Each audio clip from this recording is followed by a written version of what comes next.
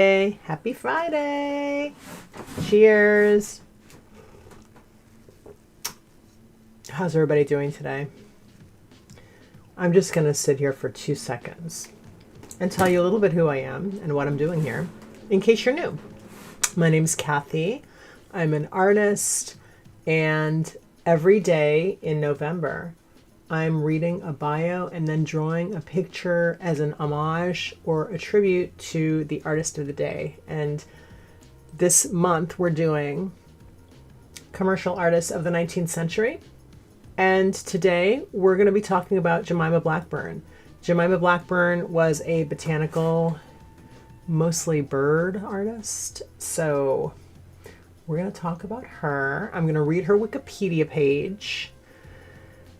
And we're going to look at some of her pictures, and then we're going to draw in the second half. So I hope that you are excited to learn about Jemima Blackburn. Cheers. And I'm going to just check my YouTube real quick just to see if you guys can see and hear me, because I don't know. Let's check, shall we? Let's do it. Let's go onto my own YouTube page here. Oh, live. Okay, hold on. My own. There we are. Ah! Hey two people. Cheers. So you guys, this is like the 2 second before we start chat, right? I'm going to get to it real quick today, but this is like an update from the new setup, which I just started a few days ago. We have a little art in the corner, and then we have the Wikipedia page. So as I'm reading, I'm going to scroll like that.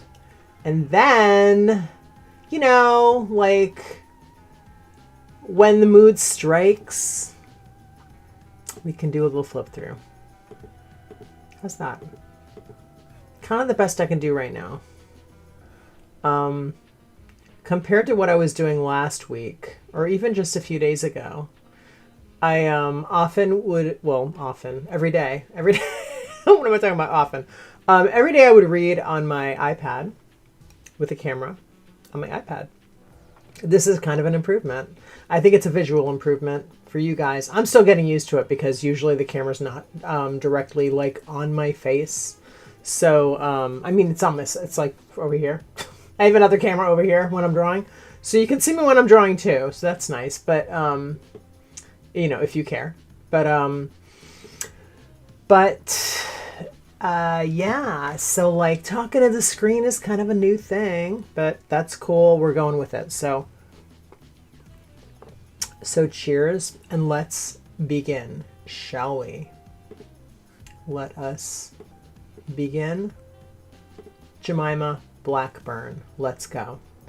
All right. Jemima Blackburn was born May 1, 1823. She died August 1909. I'm actually going to real quickly write that down because I tend to like to look at dates, her born and death date as we're going through. So 1823 to 1909. She was Scottish painter whose work illustrated rural life in 19th century Scotland. One of the most popular illustrators in the Victorian Britain. She illustrated 27 books. That's a lot of books. Her great ornithological achievement was the second edition of her Birds from Nature, 1868. Let's just click in and see what Wikipedia tells us that actually, we don't even have to click in. It means it's a branch of zoology dedicated to the study of birds.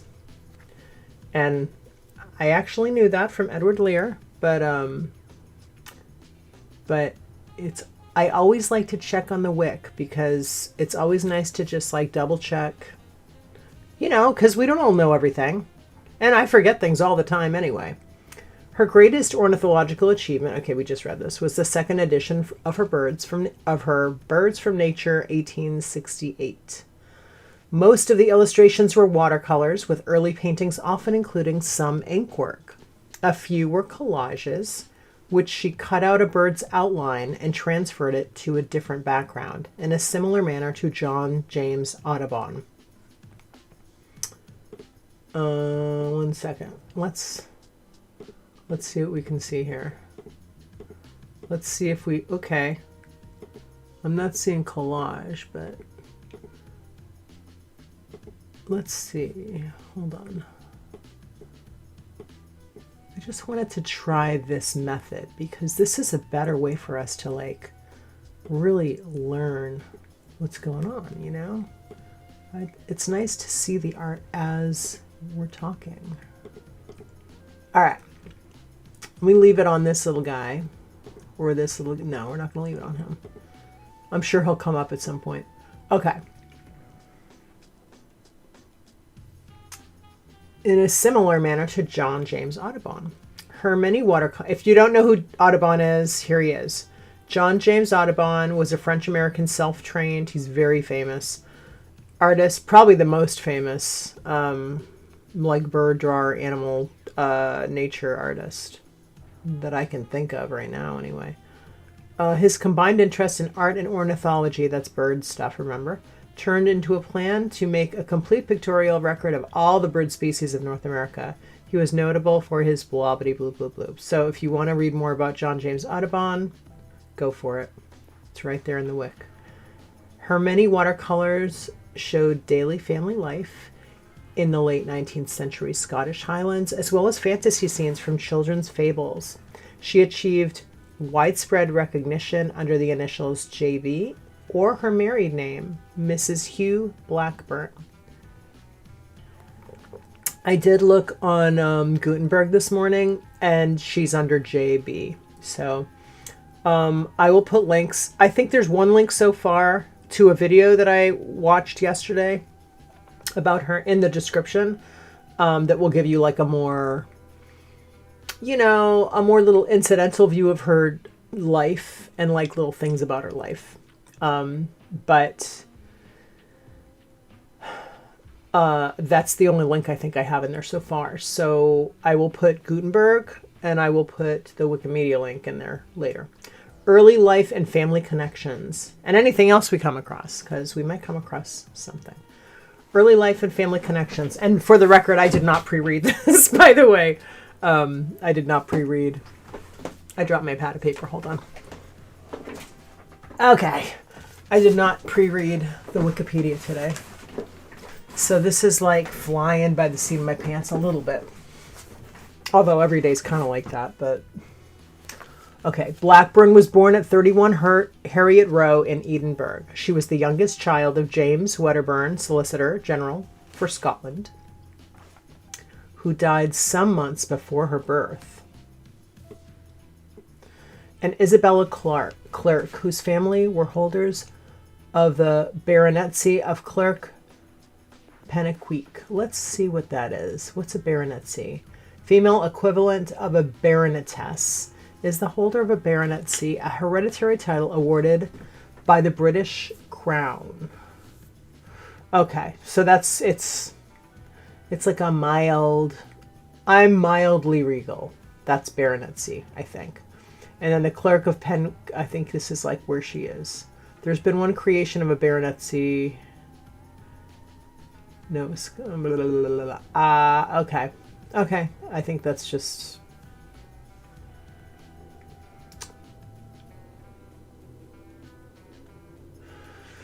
too much for me to get into right now.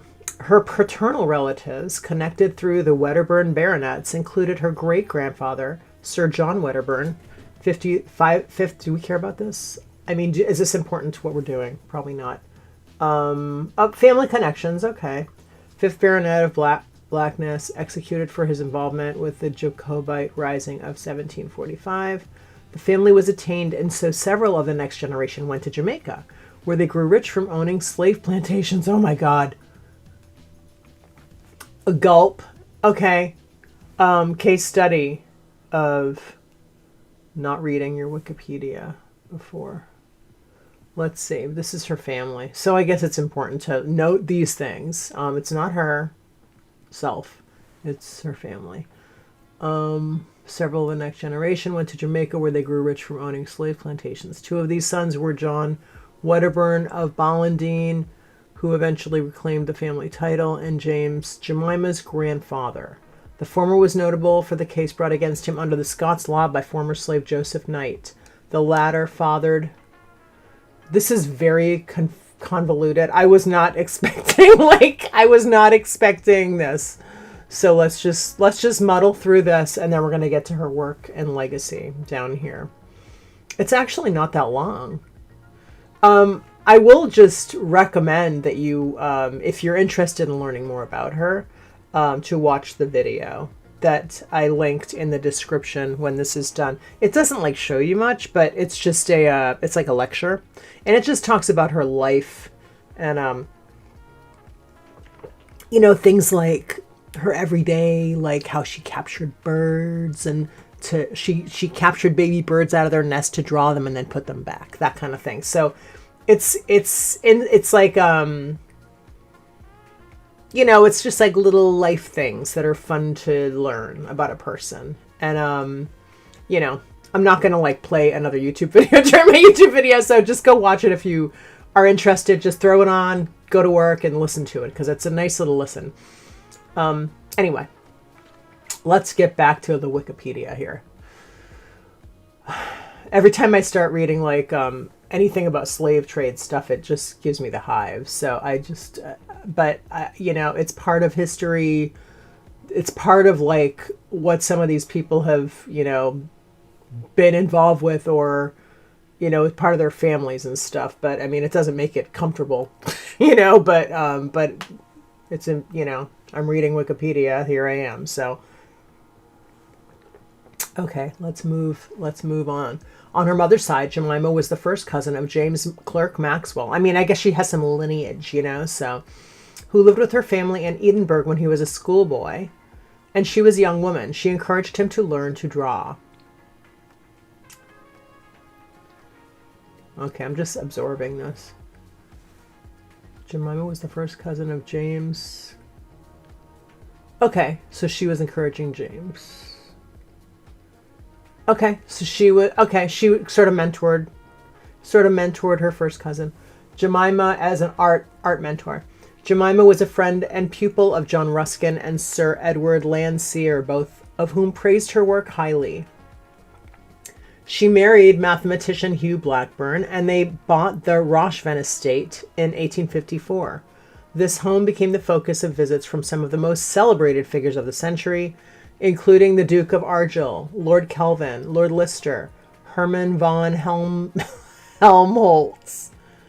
I'm not laughing at your name, sir. I'm just trying to roll it properly. Herman von Helmholtz, Sir John Everett Millais, Anthony Trollope, and Benjamin Disraeli. Okay.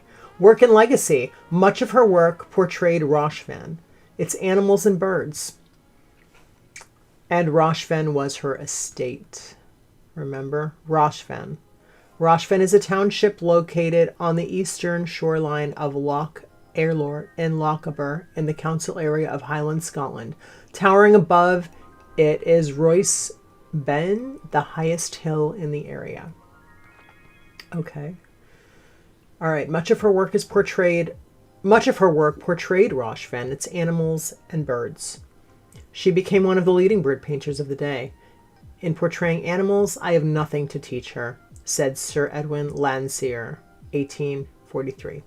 Jemima Blackburn was a keen observer of bird behavior, as evidenced by her writings. She describes the ejection of nestling meadow pipits by a blind and naked hatchling, common cuckoo, accompanied by a small drawing.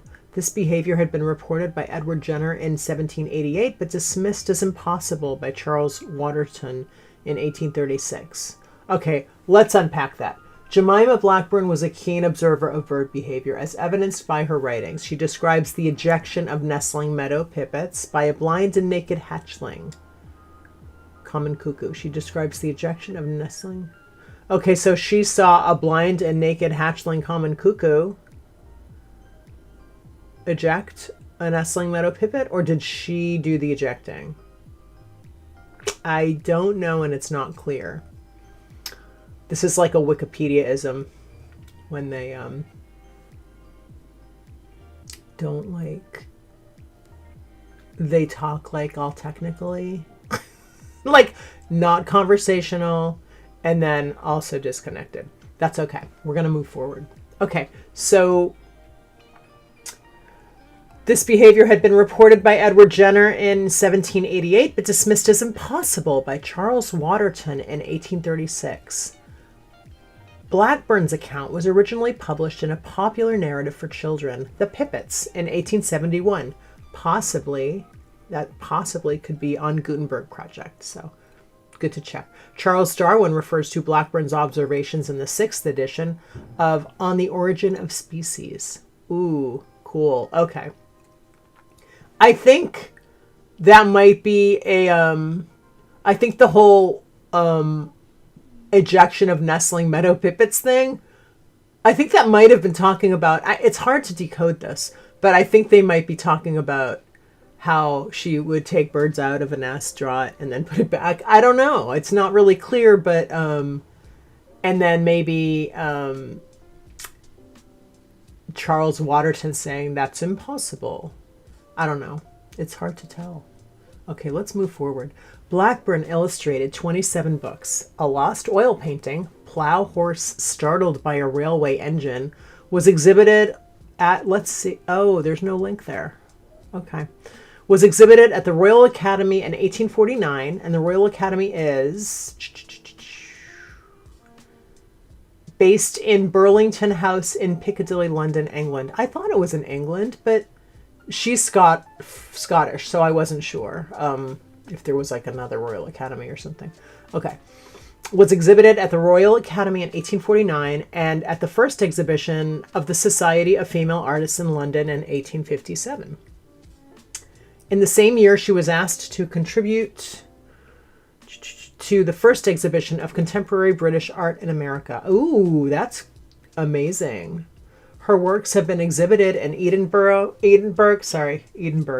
Glasgow, and London, and examples have been acquired by the British Museum, the British Library, the Natural History Museum, Royal Collection, the National Portrait Gallery, the Scottish National Portrait Gallery, and the James Clerk Maxwell Foundation. I wonder if Harvard has any. Only because I live near Harvard museums, so I could go and look for her work if she has any. I'm definitely going to clock it if I see it. In 1868, Blackburn published Birds Drawn from Nature, which won immediate public acclaim. A copy, hand-colored under Blackburn's own supervision, was presented to the Zoological Society of London. We have seen no such birds since Bewick's. There's no link, so I can't see what Bewick's is. But I'm thinking this might be another, like, let's just do a quick Google. Bewick's.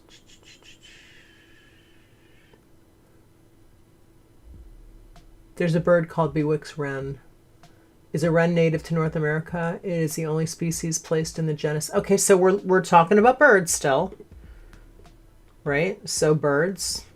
So a copy, hand-colored under Blackburn's own supervision, was presented to the Zoological Society of London. We have seen no such birds since Bewick's. We say this not ignorant of the magnificent plates by Selby, Audubon, Wilson, and Gold. Okay, so they're saying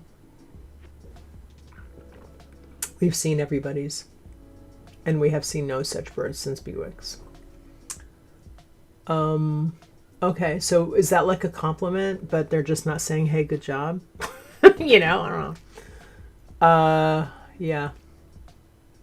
Decoding 1800 speak. Beatrix Potter, famous for her own illustrations of wild and domestic animals, was a fan of Blackburn from childhood. Potter recalls her delight when given a copy of Blackburn's Birds Drawn from Nature on her 10th birthday. As an adult, Potter assessed her as a broad, intelligent observer with a keen eye for beautiful with a keen eye for the beautiful in nature. Okay. Potter assessed her as a broad, intelligent observer with a keen eye for the beautiful in nature, commenting, "I consider that Miss Blackburn's birds do not, on the average, stand on their legs so well as Bewick's, but he is her only possible rival." The two women met in 1894 when Blackburn was visiting Putney Park near London, the home of a cousin of Potter's. Potter found her an extraordinarily interesting woman. "I have not been so much struck by anyone for a long time." It is quite likely that Blackburn's work, scroll up, for The Cat's Pilgrimage, 1870, and other works influenced Potter's 1894 illustrations for Little Red Riding Hood. The botanist Mary Noble argues that Potter modeled Jemima Puddle Duck, at least in name, if not ornithological behavior, on Jemima Blackburn. Blackburn died barely a year after Potter published her tale of Jemima Puddle Duck to great success. Oh, wow. So she named the tale of Jemima Puddle Duck after her. That's interesting and cool. We're doing Beatrix Potter at the end of the month, November 30th. Okay. So let's look at some of her art. That's beautiful. Tawny Owl from a plate of 12 birds from Moidart and elsewhere. Redwing from a plate 19 of birds of Moidart and elsewhere, 1895. Blackbird from plate 20, same book. Wow, her work's beautiful. Look at the different shades of black and the softness, but there's still texture. Stunning work. Okay. Amazing. Okay. Oh, I like that little University of California stamp in there. The Raven from plate 47, same book. That's a portrait of her. This is Seagull's Nest in Ilian Nagov, Moidart by Jemima Blackburn, 1857.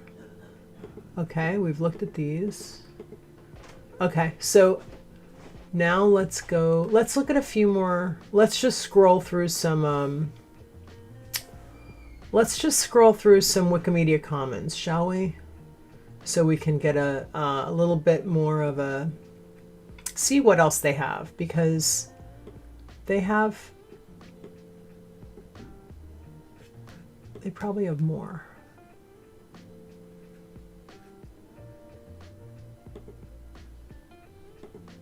They probably have more. There she is. Okay, this is William and Margaret by Jemima Blackburn, 1823 to 1909. A little portrait. Roshvin Bay by Jemima Blackburn, 1823 to 1909. Okay, so they're not giving us a date for the artwork. That's Roshvin Bay from a window. So it's again. This is Seagull's Nest. It's in the book. Moidart, I think. Is there a book, Moidart? In Elan Nagrove, Moidart by Jemima Blackburn. Detail, 1857. This is Sir Robert Peel, 2nd BT, showing his pictures. March 1844. Nice picture. Oh, this is cool. So she can do figurative. I mean, obviously, right? She's an artist, but looking at her colors, and I like how you can see, you know, the background, but then she highlights this. So I'm wondering if this is a story. The Prince of Wales at Thebes, 1862.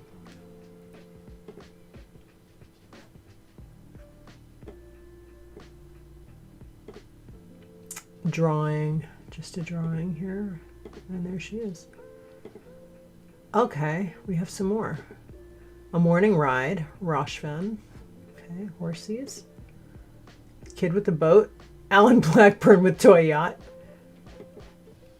Breakfast at Mr. Rogers. Watercolor by Jemima Blackburn. I don't know what this is referring to, but look at those little bonnets. It's like The Handmaid's Tale. Okay, Common Sandpiper, hand-colored print, 1862. Removed after reusable art request. Jemima Blackburn. Okay, we're not, maybe this is like not, no, it says JB on it. I don't know what this little removed after reusable art request means, but I don't think you can see it on your screen, but it's on mine. From History of Life and Death of the Good Knight Sir Thomas Thumb by Charlotte Jemima Blackburn. Okay, we're still on Jemima. Don't you worry. Okay. Attributed to Jemima Blackburn. So this is a portrait she did. And another portrait she did. Portrait. Didn't we just look at that one? All right, I think we've done it all. I think we did the Wikipedia. Hey, let's draw this one. Let's draw this one.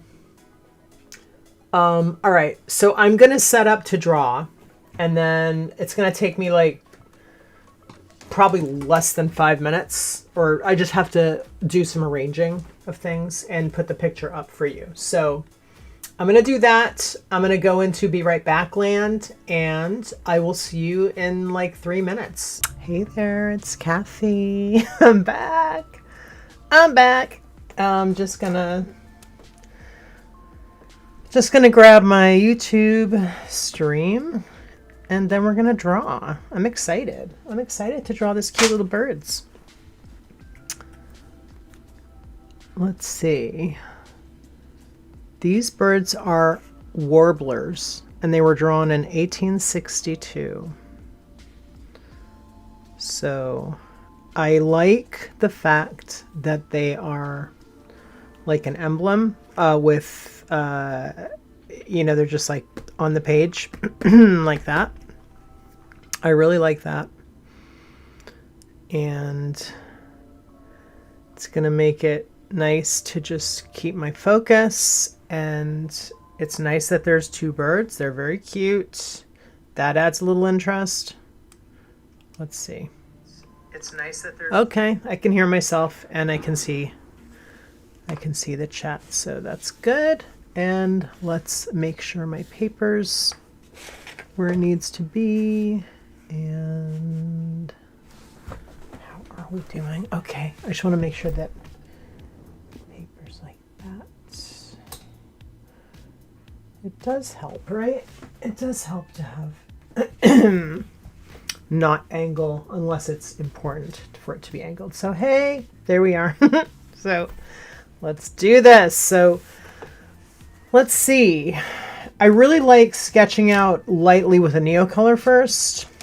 I think that I might do all Neocolor. I'm not really sure. I brought out the gold pen because this is kind of a fun thing to... This is kind of fun. But I think it also can be very bright, and this is not bright. So I've talked a lot about this before. This is a Neocolor metallic. It's a Neocolor 2 metallic, and I think it's...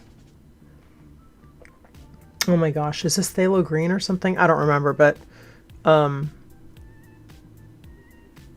it's really nice as a neutral. So I like it for that. It's like a neutral, it's like a super cool toned neutral. That's kind of what it feels like to me, even though yes, it is blue. Yes, it's blue or green, you know. But, and then here's another one this is just like a skin tone, peach, like a light skin tone. I'm just gonna elevate my page a little bit so it's just a little better for you and for me. I tend to I can sort of warp my art if it's not like this. You know, you can draw it like that. Does this make sense? Are my hand gestures making sense to you? Yeah.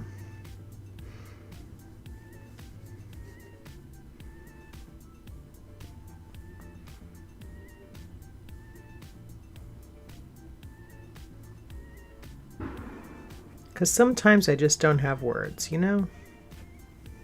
That's the life of an introvert. So I'm seeing branch out here. Hey, Megan. Megan says,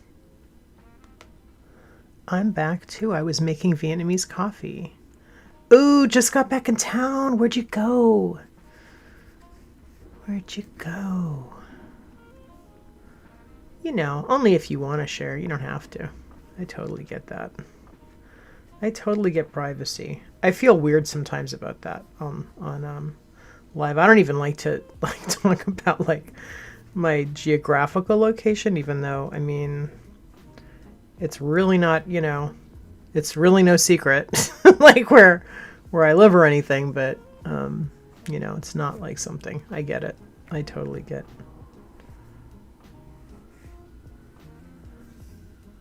So I'm just going to try and work out, so the branch situation here. We have this one here, and then we have our bird. And we have a foot, leg. I'm just making connection points here. And then we have body.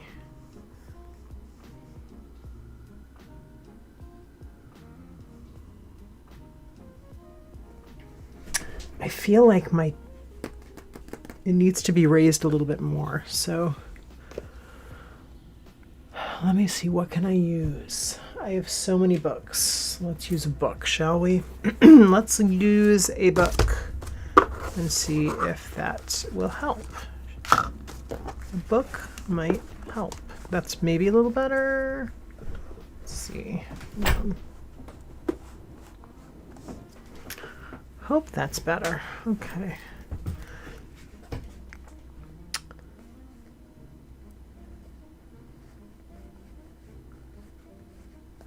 So this, it's like connecting things, you know? Like, this is like that. This is like that. And then this goes up like that. And that's like all I'm talking about, is this and that. It's just a this and a that. Megan says, I went to Charlotte, North Carolina to see my cousin and had a tattoo session booked. How fun! Oh, I love that. You probably go to like a certain tattoo artist, and I totally love that. I love tattoo. It's such a beautiful art form. I don't have any tattoos, but I thoroughly appreciate the art form in a big way. Thoroughly enjoy the art form of tattoo. Let's see. And a tiny little part of me would like to do tattoo. Like to be a tattoo artist. I'm such an ink freak. You know, it just makes sense, but I never went that route.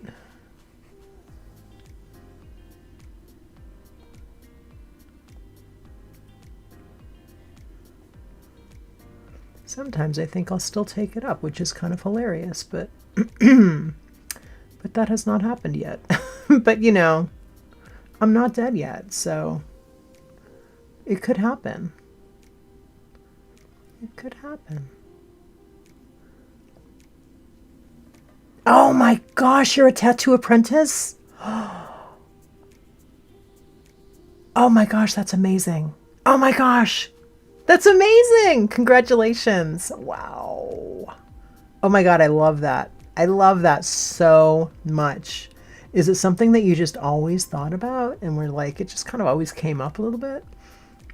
like for me, I'm just like, that just makes sense for me. But something about, for me, it was always like, I don't know about the using skin as my, you know, drawing, like to draw on. But I think I got over that, even though I still haven't tried it or anything. But, you know, that's not so much. And I now see that as like a positive, because you're like working with this dimensional form and like you're designing, you know, so that's cool. I like that. But, you know, I think back many years ago, I was like, oh, I don't know. That would be weird. It's not flat paper, but you know what? That's fine. I'm okay with that now. Wow. Megan, that is so cool. I love that. Oh my gosh. I'm impressed. That is really wild. I love that you are apprenticing and that you're 43 and that you're just doing it, because I'm 56 and I'm like, that'd be cool.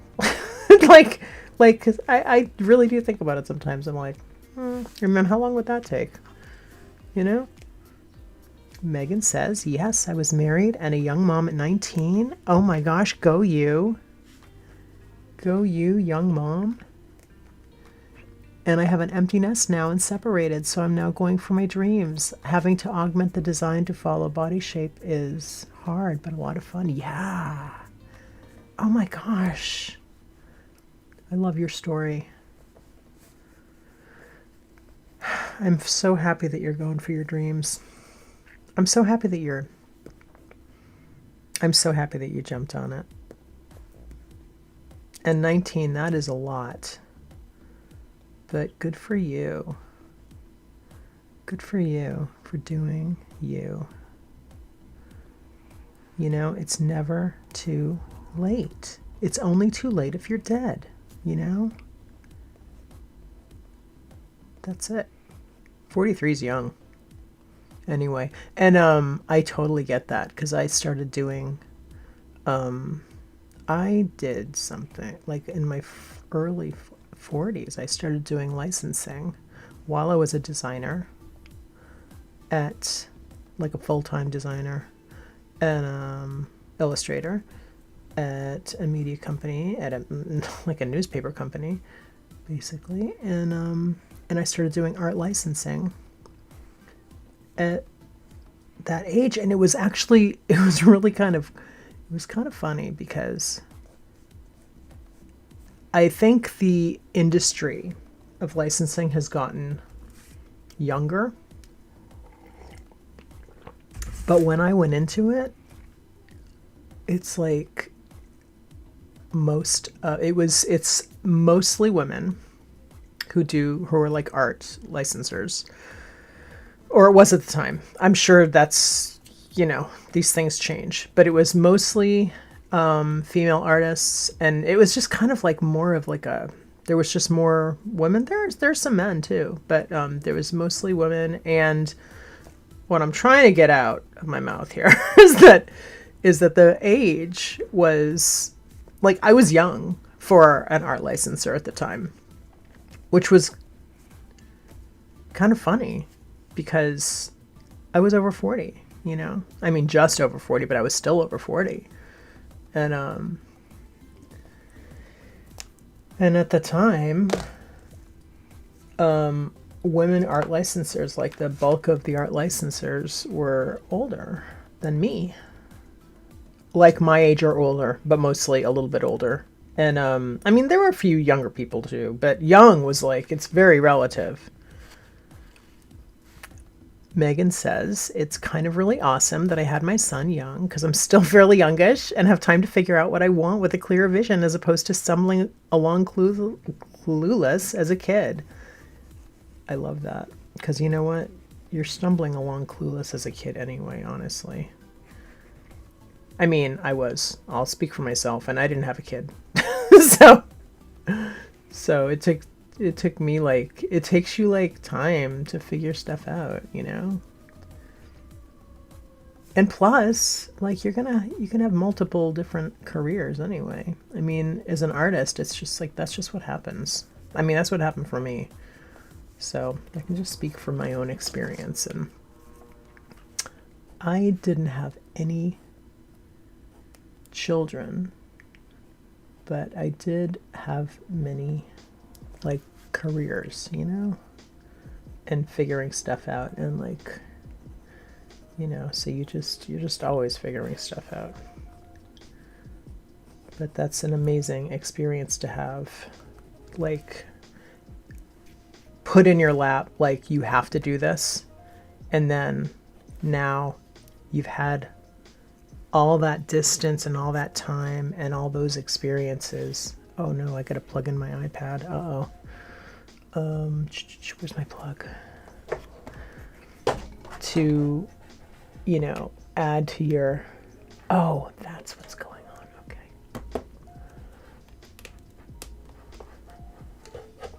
You know, because while you're doing your thing, raising your son and living your life, you're like, all this other stuff is going on, you know?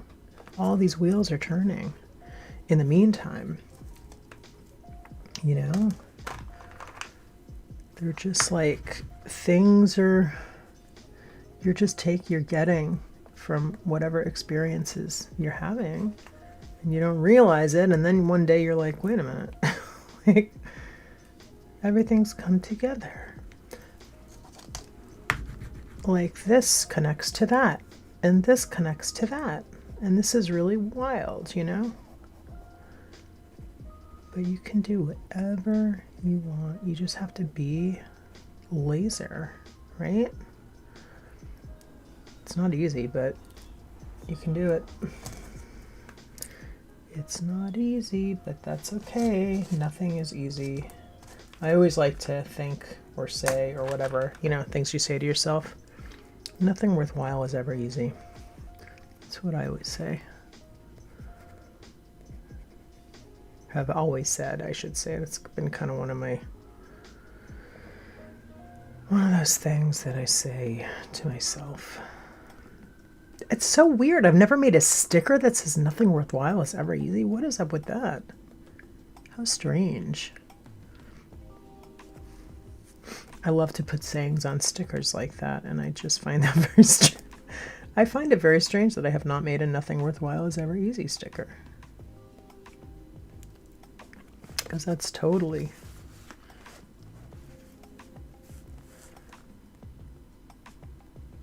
Okay, I'm wondering how off I am here. I feel like I'm off. I feel off. I feel something is happening that is not like well spaced out or something. Beak, eyeballs, head, body. This is trickier than I thought it was gonna. This is like, what is happening? Oh yes, I'm definitely having a spatial issue because this is not the space that needs to be between these two. Let us I'm gonna recalibrate a bit. And this is how I'm going to do it. This is how I'm going to recalibrate. Oh. I'm going to grab some water.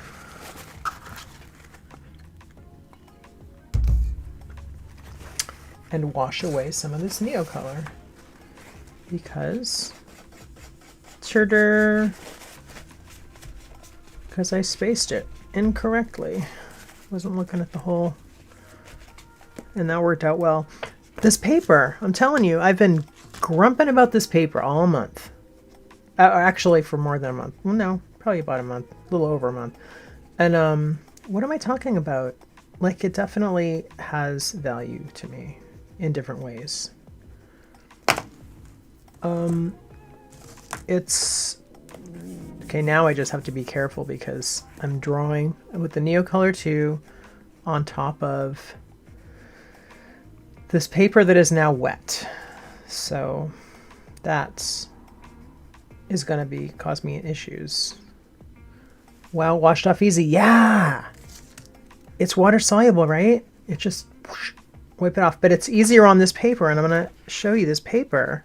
So I bought this paper for Inktober, Canson XL pen and ink, and I've been just like, I've been talking about it for like like a month and a half. I'm just like, you know, that word about this paper as I'm using it, you know, like, oh, I bought it for this, and I actually am finding it to be, it's very good for some things, you know. To my surprise, I'm just like, oh, this is actually, it's really great with Neocolor. I did a Neocolor drawing the other, undersketch the other day of Edward Lear, and I really liked it for that. It was nice and smooth. See how it's like a little crunchy here now? Yeah, you know, I like it for ink. I think, too, I should say. I also do like it for ink. I was just being grumpy and weird about it because it's not... I like thicker paper. And I think everything was playing into that. Because when you add water to it, it's really not like made for water. And it gets this... It gets a little warpy, which drives me nuts. And I don't like how thin it is. But it also doesn't get pulpy, you know? So, and if you're just careful with the water that you use on it and don't, you know, saturate it, it's not made for that. But I'm the least grumpy person. I don't know about that, but thanks for the vote of confidence. I think it's this bird in this strange position here that's like, or like looking down on it. I think that, well, I think I'm doing okay. Maybe I also need to be a little more elevated. Let me try. Let me see if that works a little better. Let's see. Is that better? Let's give that a shot. I will know quickly, I think, if this is not going to work for me. So I would be here.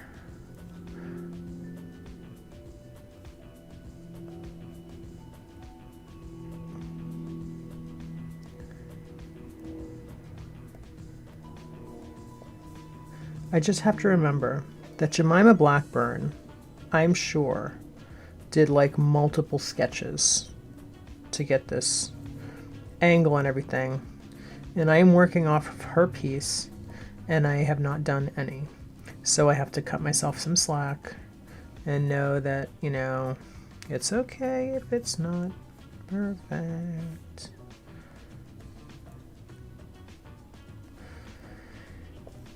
You know, I didn't get to do that much research on her at all. I watched a video. No, I didn't watch it. I listened to it. It was a lecture. It didn't really require viewing.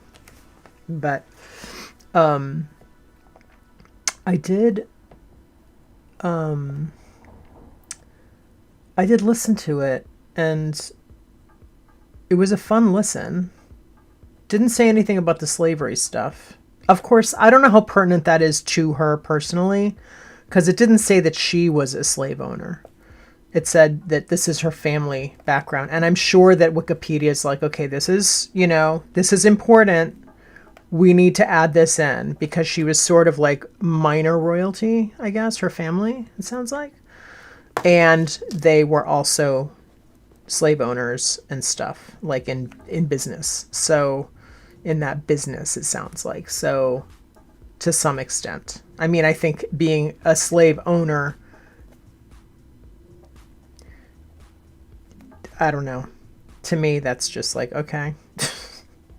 So you're in the business of human trafficking, right? Like that is, I mean, by default, right?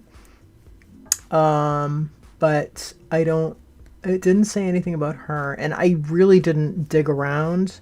Like some people who don't have a lot of information in the Wikipedia, I do dig a little bit more, because then when there's less information on the Wik, I'm like, okay, what are they hiding? Or like, not even what are they hiding, but like what are, kind of, I guess, it's like, kind of like, where's the beef, you know? Like, there's something going on here, and I want to know what it is. Or I want to know, I don't know, not in a salacious way, but just like in a, I want more information, there's less, I want to find more. I think that's where like the dog without a bone thing comes in handy. The like stubborn, like a little stubborn part of my personality, like stubborn with a smile, kind of like, oh, okay, let's dig deeper since I'm not finding what I want. You know what I mean? But I just, I have been a little like under the weather this week. I've been fighting this migraine, which I'm doing okay today, luckily, like right now, yay. I've been fighting a migraine, on and off. My husband's been sick, and he's not doing great right now. And I need to. And I've also like had like this weird little cold. Okay, this is not a Kathy Grump session. My apologies. I'm not going to sit here and grump about stuff, but I'm just saying like this has been like kind of a, I haven't really been, and then plus I have a lot of stuff going on. Like things I need to do in terms of like work and stuff. So, and then some things I've been dragging my feet on that I need to get done. And you know, the year is very quickly going, you know. So it's kind of like a lot of stuff happening. So what's my point? What is my point? My point is that I didn't do research on her. I've just had, you know what it's been too? There's been a lot this week. We've had, okay, I took Monday off because I had this crazy migraine. Tuesday, I forget now who I did Tuesday. Hey, it's really easy to find out. Just look back on my pictures. Okay, yesterday, that was a long one. And also, this took me a long time too. And then we did Edward Lear on Wednesday, and Tuesday we did Hokusai. So it's been like a very kind of intense week for my streams, I will say. And I think that's partly why, because it's just, I feel like I'm dropping a little bit of,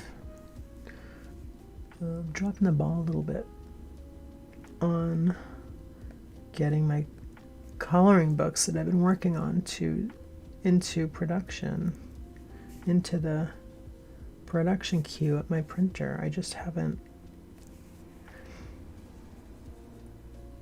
done that yet, and I think I've been kind of dragging my feet on it. Do you ever like do a project and then at the 11th hour, like you're just kind of dragging your feet a little bit? That's me right now with my books. I need to get them going. I need to just do that before I start this other project that I'm doing. So I need to do that. Anyway, you don't need to know about my to-do list, so I apologize for that.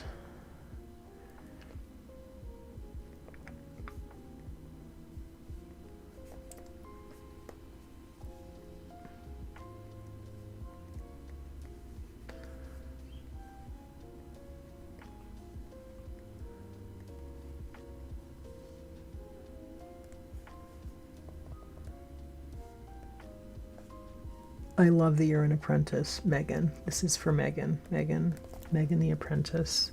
She's a tattoo artist. Everybody, go check out Megan's tattoos. I want to check out Megan's tattoo work.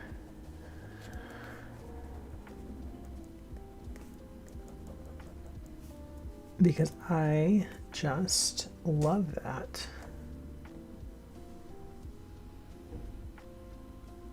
Okay, I gotta be real with you guys. I'm not gonna draw every single pine needle as they are here in the picture.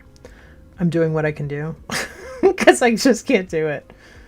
It's just too, I can't. I'm not gonna do every single one exactly as it shows up in the picture because I can't do that. I will drive myself nuts. I'm impressed that I got both the birds down right now. Okay, let me look at this real quick. Okay, that's good. That looks okay. I'm okay with this.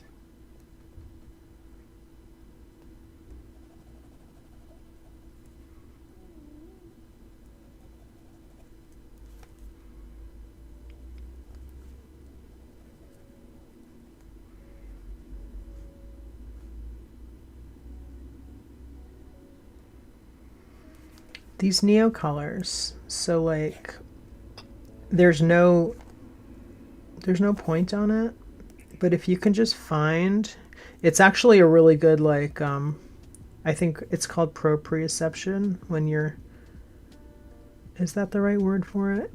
When you're feeling where you need to go without knowing where you are. Does that make sense? With your whatever you're using.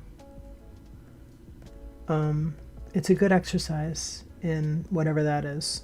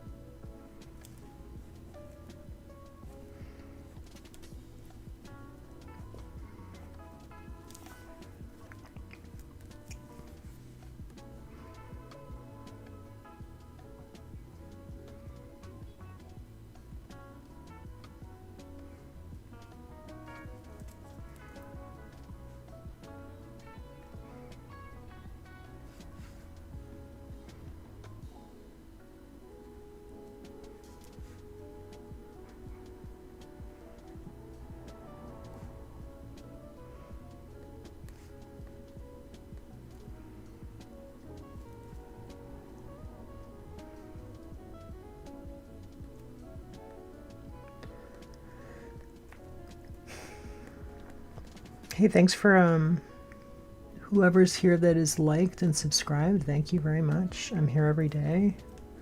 I'm doing another commercial artist of the 19th century in November.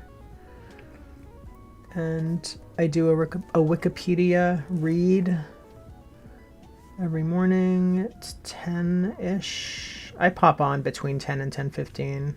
So that's when I get on. I have to set up my screens and stuff, so sometimes I'm a little late. I always have them set to 10, but I do pop on like usually between 10:05 and 10:15, and we read the bio. Sometimes I read sometimes I mix it up and do research and read other parts of the bio, other things that I find, and I try and populate the description with information that I use, so you can go and do more research if you would like on the person and what they've done.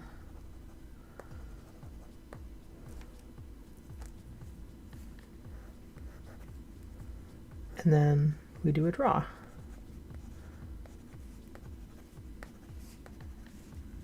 And I'm really liking having the art on the screen for you. I've been doing lives since late July, And I've sort of tried to, not sort of, there's no sort of, I have tried to improve my setup over the months. And this week I started doing the bio read part in a little better way. So I used to just take my iPad and read it here. Now I'm doing it on my desktop, which I think is probably a better experience. Oh, Megan, I'm going to show it to you.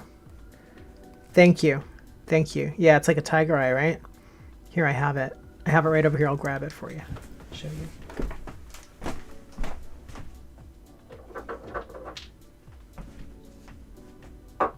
Oh, wait. Where is it? Where is it? Okay.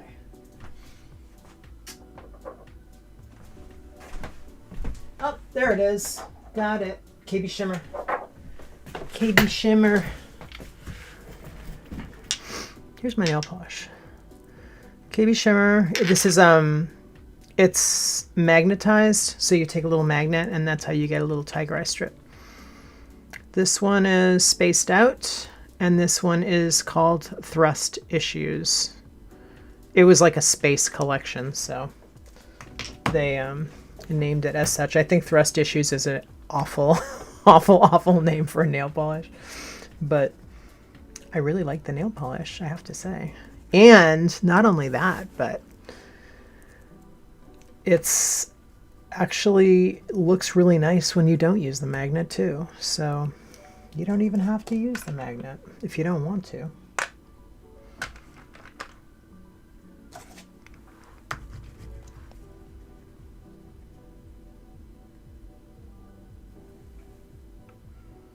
Oh, thanks, Megan.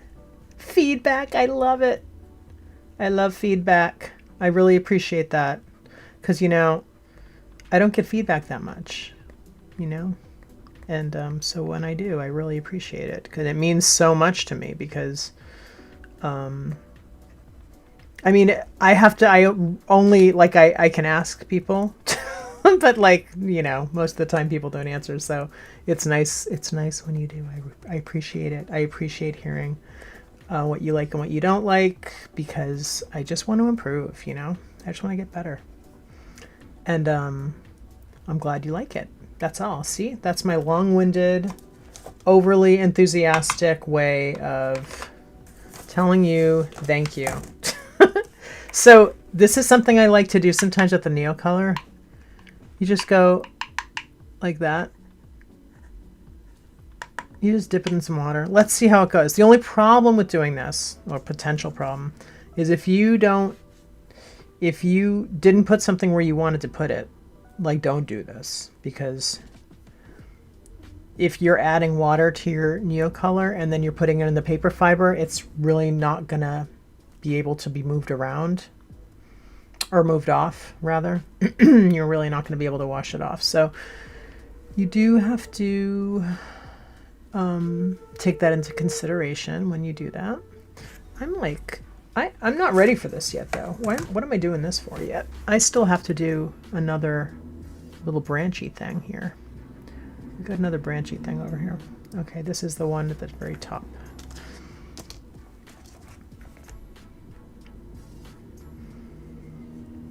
I need to do a big picture look here and really see what I'm doing. Sometimes you just got to stand up, you know?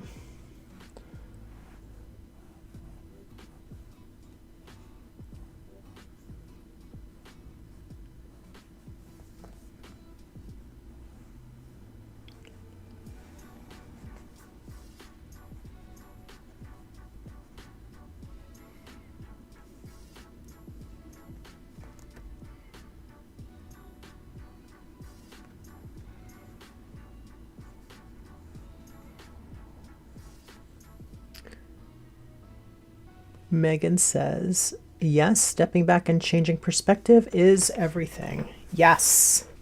It's funny, I don't do this enough. Like when I'm drawing on the computer, when I'm doing a live. I don't stand up enough, and I need to, because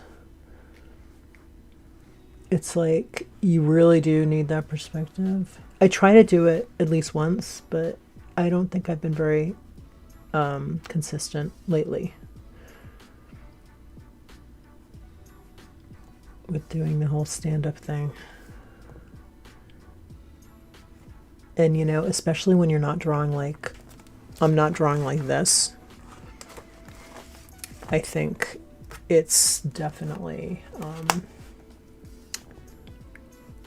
you know, your perspective can get warped. I'm speaking for myself. My perspective gets warped if I don't really pay attention to it.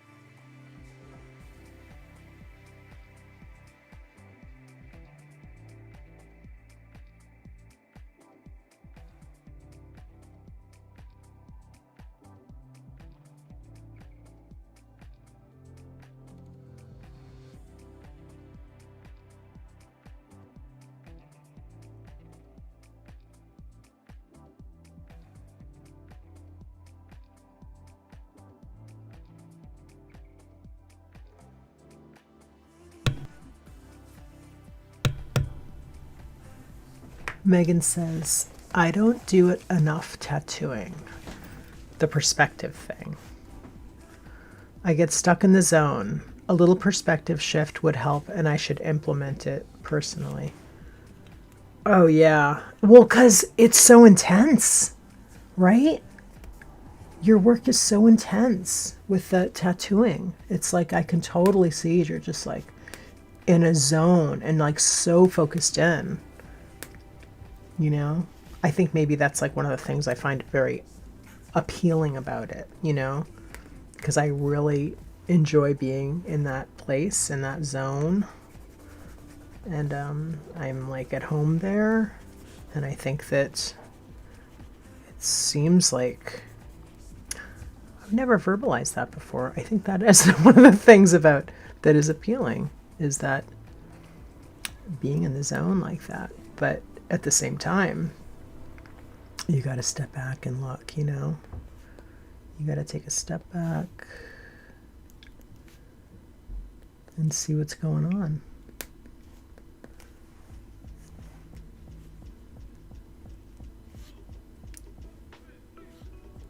I remember I was doing a Frida portrait, Frida Kahlo. I think it was like over a month ago, month and a half ago. I don't know. It was in between. I think it was before Inktober. I was doing a few. It was before I started doing like themes and scheduled. This is what I'm doing this month. Like doing the bio reads in this. So I think I did have her slanted, but my perspective was just not. I don't know what it is. Now I'm starting to think that like Frida Kahlo is gonna be like my white whale. Like I can't get a portrait of her done because my perspective is always off. I don't understand it. Anyway, I did 2 drawings of her, 2 paintings. Yeah, I painted her twice, back to back, and neither one of them look like her. Does that ever happen to you or anybody else here? When you're painting a portrait, you're like, or painting or drawing, because sometimes it's fine. And then sometimes, like I did this Sinead O'Connor, that was just, it's a lovely painting, but to me, it does not look like her. And I still have it. Like I have not had a buyer for this painting. And I'm like, I've had people almost buy it, and then they don't buy it. I'm just like, maybe it's because I don't think it really looks like her. And it's strange. It's such a strange thing. And I don't think I've ever drawn a picture of Frida Kahlo. Back to the Frida Kahlo thing. I feel like I've never drawn a picture of Frida Kahlo that actually resembles her, if you know what I'm saying. And I'm just saying resembles. There's no hidden meaning in that.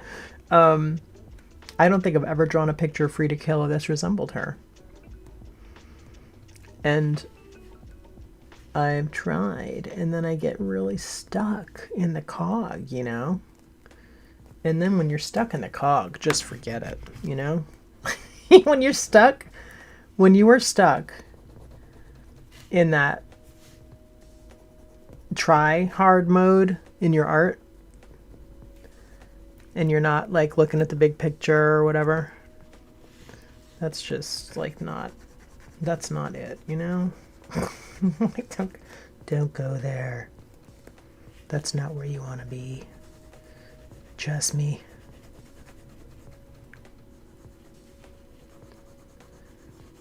I think I need to do some more of these little things over here. Megan says, I totally can see you as a tattoo artist. Oh my gosh, you're tempting me. The fact that you can thrive in the zone and yet still carry on a conversation and not let it skew your flow would be a perfect fit. Oh my gosh. Okay, first of all, thank you for even saying that and recognizing that that is what's going on here, because it's like, this is like a thing that I have been training myself to do. This does not come natural. And for a long time, I couldn't do it. And I'd be like, seriously, like there's no way I could draw online. Like, cause it's like you're always doing your better work offline. You know what I mean? Like you'll be an artist and you'll be doing some lives and then you're like, I can't, or like even just recording videos, even just making videos and doing art. And you're like, I can't do my best art online. You know what I mean? Because it's just because of everything. You got lights, you get this, you can't stick your face a centimeter from the page. I mean, that's a big thing for me. So yes, it's like the soft skills, and they're really important, and they're like make or break. Like the fact that I can be online and do and make art is like a huge skill thing, but that I'm getting, sort of. I mean, that I'm slowly figuring out. And you know what it is? It's because I make myself do it. It's not like, like that well thought out. It's like literally turn the camera on and you're going to draw. Like turn the camera on and you have to draw today. You have to draw something online. And you have, we're having a conversation here, You're going to be talking to people. And that's what's happening. So get comfortable with it because that's what's happening. And somehow I have managed to do it. And so far, I mean, I will say it's the kind of thing that, like, if I stopped doing this, I don't think I'm going to, like, retain the skills, It's the kind of thing, like, if you stop doing it, you're going to go back. I'm not at a point with this where I feel like I could stop and then be just perfectly fine. It's not going to happen. I got to keep doing it to retain what I have built and then continue to improve, because it is a skill that I feel like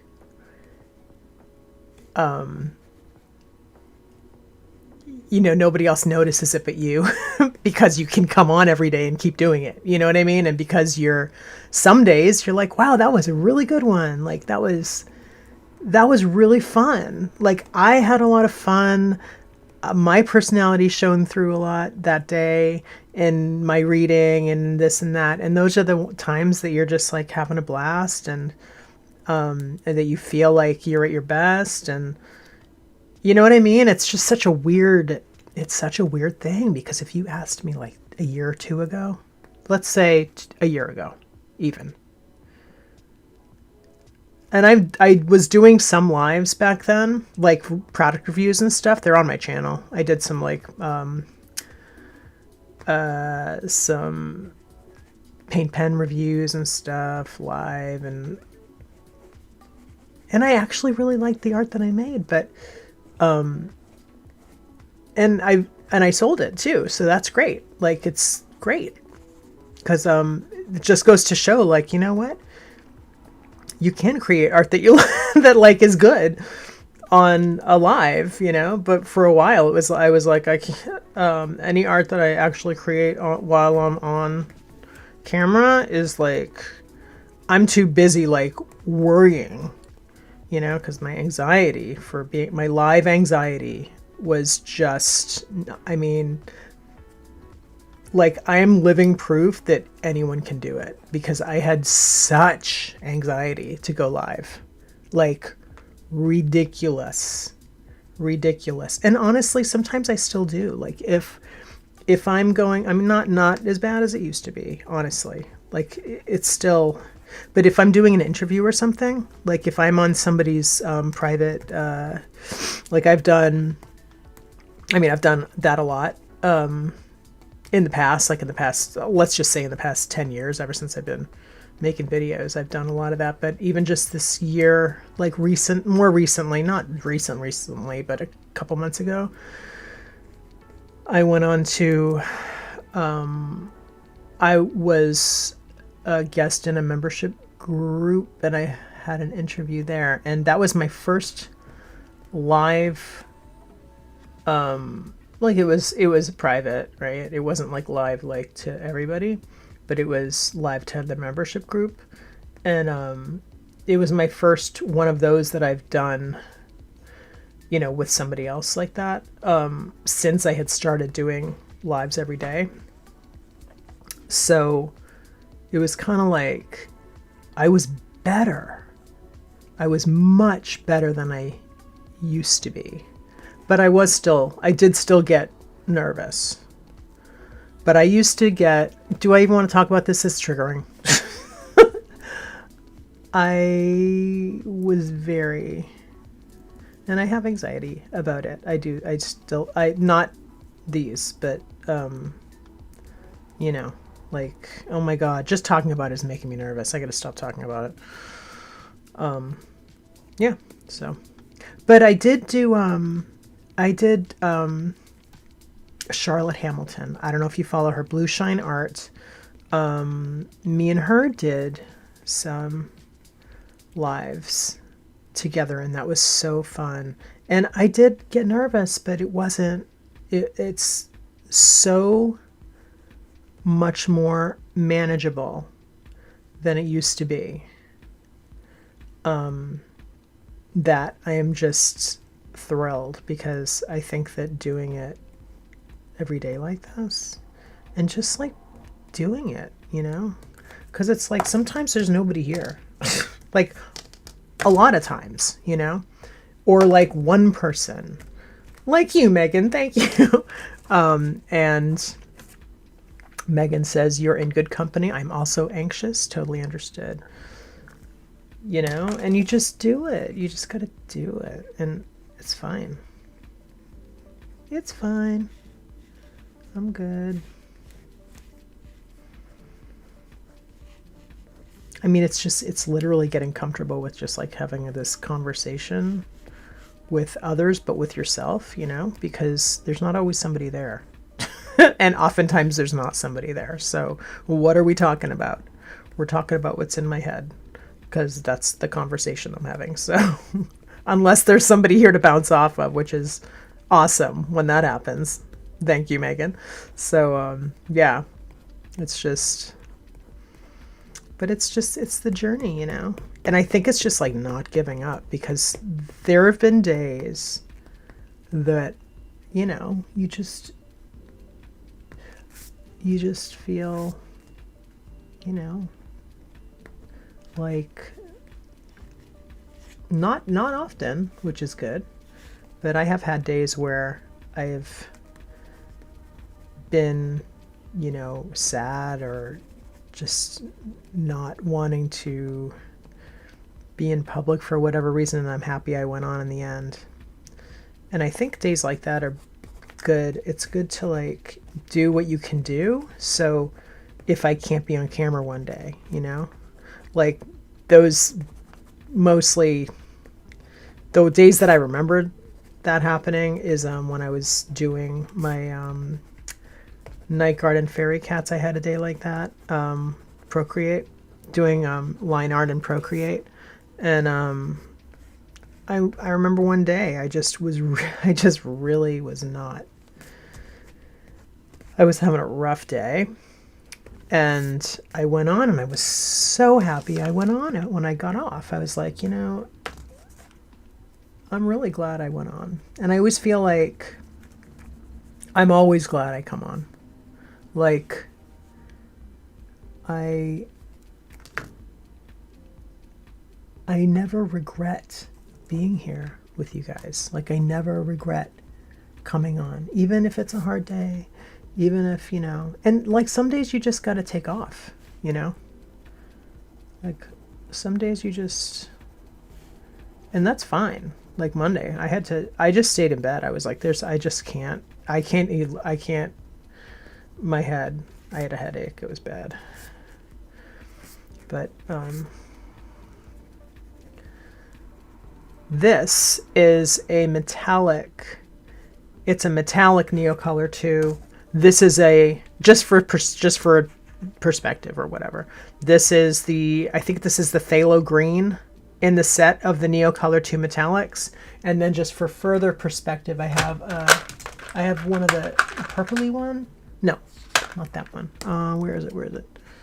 I have a purpley one too. I have a few. I bought them like a la carte, like I didn't buy the whole set of them. I just got a few. And I will tell you, here's a fun fact. I worked at Blick for a couple of months, like years ago.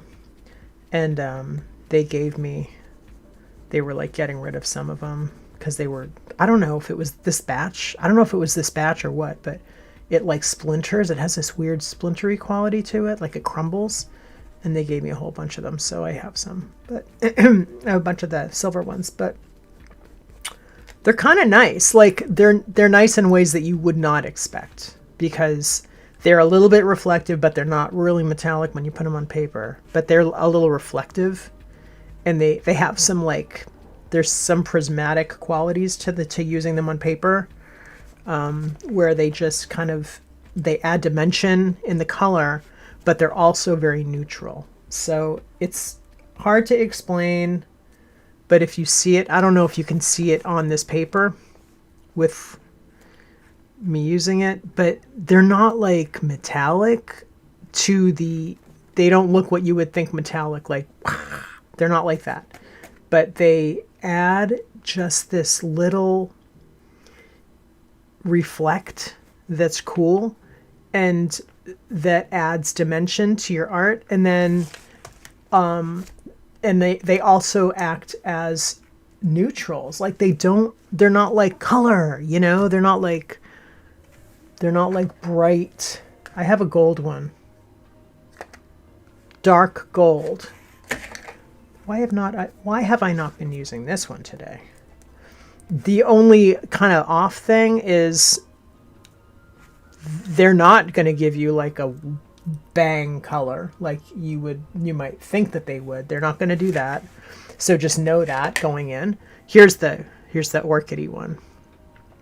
This is rose. Here, I'm going to actually just show you on a piece of paper.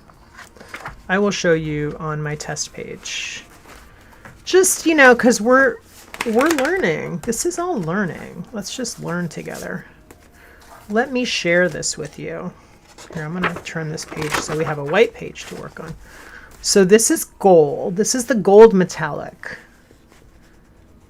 And see, I'm going to zoom you. I'm going to zoom you. So you can see. I'll just do this for a second. I don't want to, like, you guys don't worry. I'm going to go back to the art. Don't go away. This is the blue. That's like a phthalo green, they call it. This is the silver. Do you see how neutral that is? It's like a grayish. The only thing with this one is it's kind of flat. It sort of like flattens out a little bit. And then here's gold. So they're color, but they're really actually neutral. To me, I use them like a bumped up neutral with a little bit of added sauce, you know? That's kind of what they are to me. All right, we're going back to drawing. We're going back to drawing.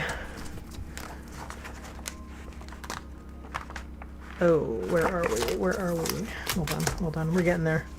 Hey, I think I'm going to finish this sketchbook this month, and I'm so excited about it. And then I get to wonder if I'm going to buy another one, because I really like the Canson XL line. It's really good for like a bargain. It's kind of a more bargain line of paper, you know, but I really like it. I think it kind of rides the line, personally. I really do. I think it's like good. I think it's good.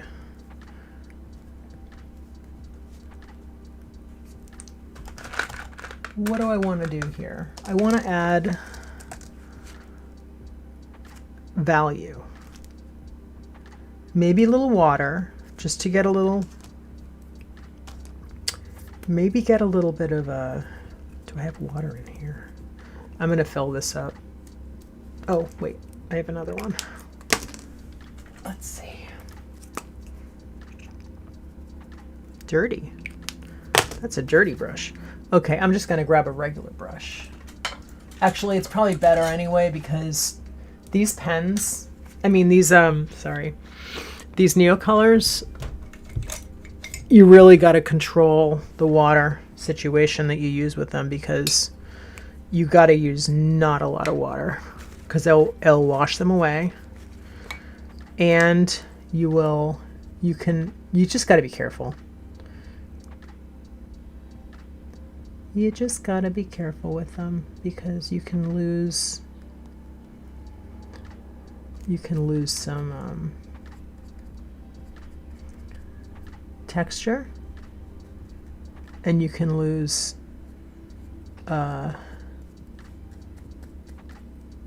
pigment. So you just have to be careful with them. There's one of these. I like these. I forget what this is called. What is this called? Tell me. What are you called? Princeton Art Brush Company. This one is called a grainer. Okay, these are really fun. You can make really good like palm trees and stuff with them. Or you can just add a little bit of like extra something if you want to like blend a little bit or get a little. There's all kinds of things you can do with these.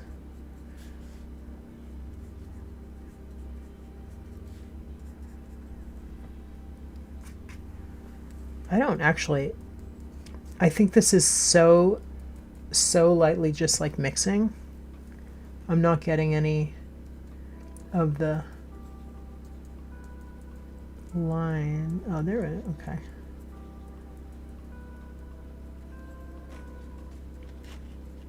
Okay, well, I think we're almost good here because I'm not going to go into this more.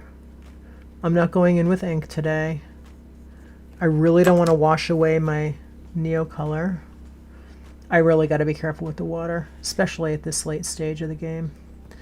I think my only grump is that there's a lot of peach in here because I was using the peach as my kind of neutral sketching one. Oh, I wanted to show you yesterday's art too, by the way. Hold on, I'm going to show you. Okay, I'm going to show you yesterday's.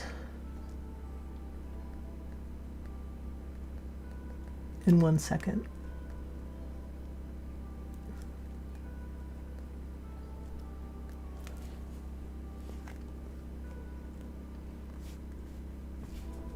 Okay, I like that.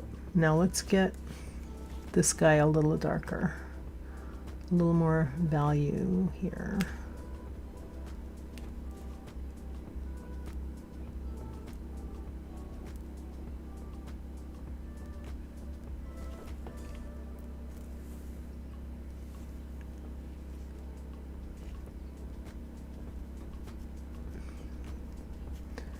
Okay, I think I rescued this bird from my earlier attempt for sure. I'm feeling happy about this bird. Okay, I know, famous last words. I don't want to do anything. I don't want to do anything to this bird that's going to make me change my mind on that.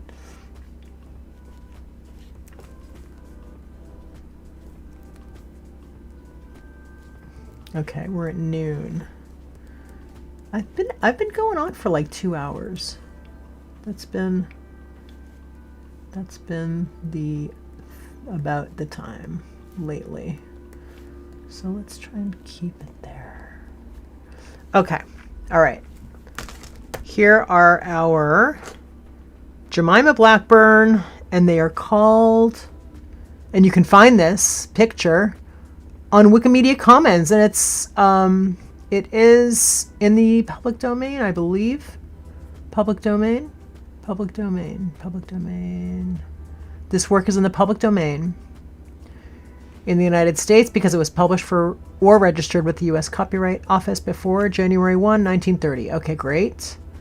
Yay. Thank you, Jemima, for sharing your beautiful art with us. And it is called Wood Warblers, 1862. I'm going to write that on this because why not, right?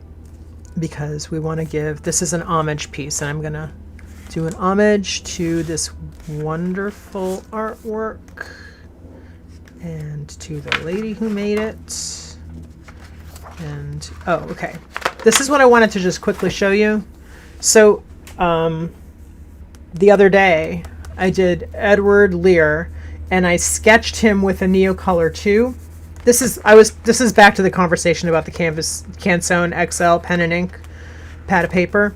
I sketched him with a really light gray, and it worked out really, really well because the Neocolor 2 light gray that I used isn't going to go anywhere. Like, it's not smudgy like pencil per se. And this paper is really, really smooth, and it's not like the surface is not fibery. So it takes it really well when it's dry on dry. If you have this paper wet and you go into it with a Neocolor, your mark isn't gonna, you're not gonna be able to lift your mark.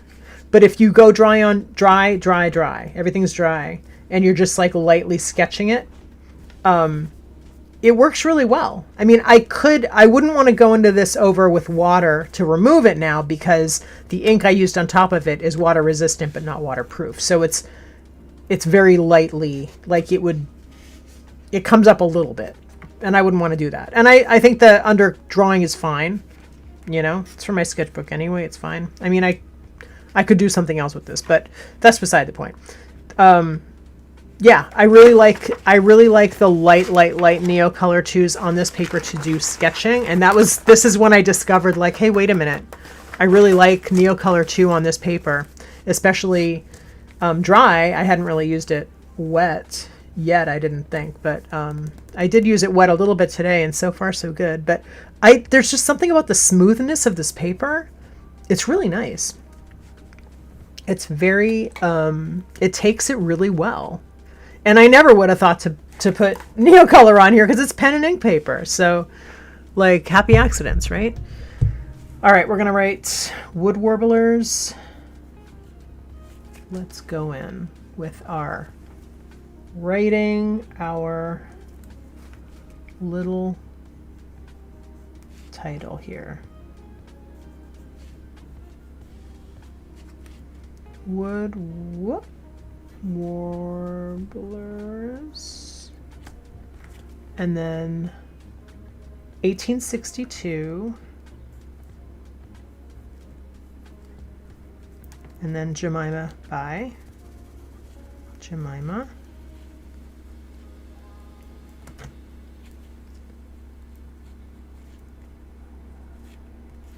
Blackburn.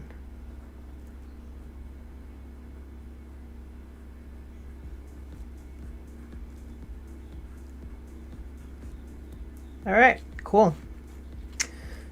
Awesome. Thanks for joining me. Appreciate you. I'm going to go in and put my stamp on the back of this. Is today the 15th? I think it is. Today's the 14th. 14th. Okay, 14th. Let's do November 14th. And I'm going to do this.